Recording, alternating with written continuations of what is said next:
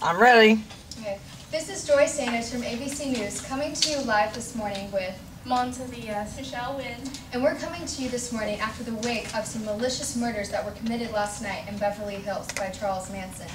Yesterday evening, August 9, 1969, Charles Manson and members of his cult invaded the home of director Roman Polanski, and they went on a killing rampage as they killed beloved actress Sharon Tate, who was pregnant, their home gardener Jason Sebring, celebrity hairstylist Stephen Barnett, and their family friend Abigail Fronsky.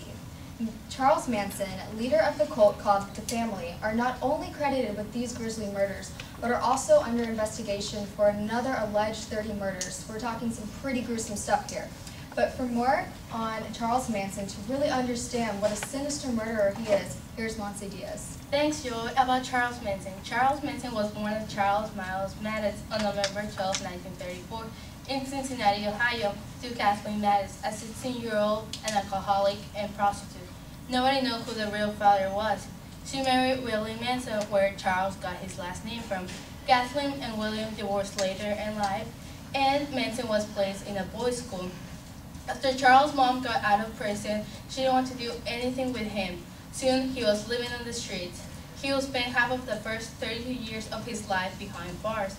In 1952, Manson took a razor blade and held it against another boy's throat. He was transferred to the reformatory in Pittsburgh, Virginia, where he was considered dangerous.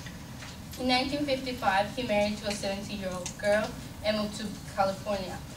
Biography.com says that the wife, Rosalie Jean Willis, she became pregnant and he's resumed a life of crime, once again stealing cars. It wasn't long before he was back behind bars. And in 1956, his estranged wife left him with their child and new lover. Soon, he had another child with another woman while he was on probation. For more information on what Charles Manson was known for, let's go to Michelle. Thanks, Monse. Now I'm going to elaborate on Manson's most infamous murders.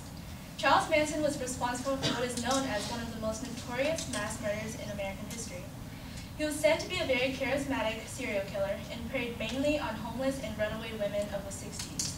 He was perceived as a messiah, a holy god, by his followers, which went by the name the Manson family. As time went by, Charles Manson grew wickeder.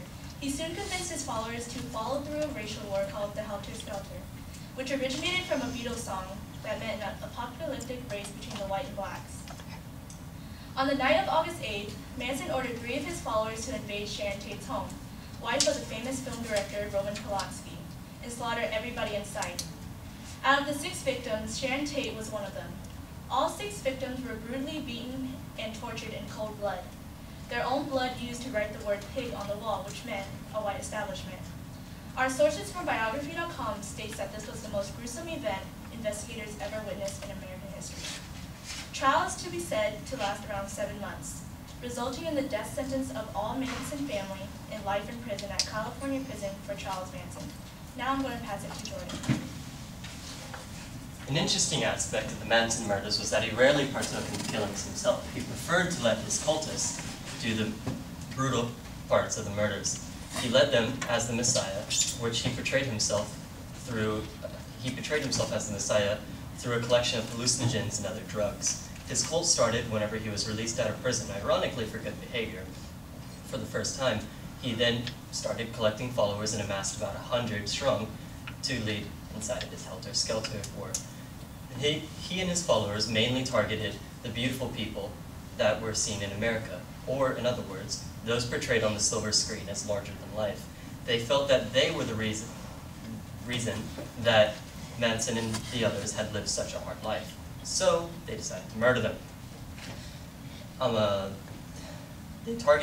After targeting the people, many of his followers were captured, but there are still some loose. They can be identified by the Nazi symbol etched on their forehead. And if you see one of these suspicious persons, please call 911 immediately. Though Manson lived a horrible childhood and had a rough uptaking, nothing can excuse him for the crimes he's committed against Larry Blanc and Sharon Tate. May we hope that he stays behind bars forever and is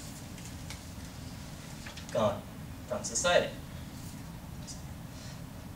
He and his followers, though, are still out and large in America, so don't assume that they're benevolent to the average American citizen.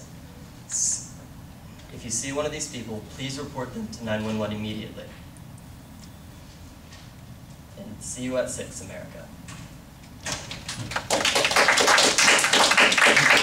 Oh my God, that is so cool! Oh.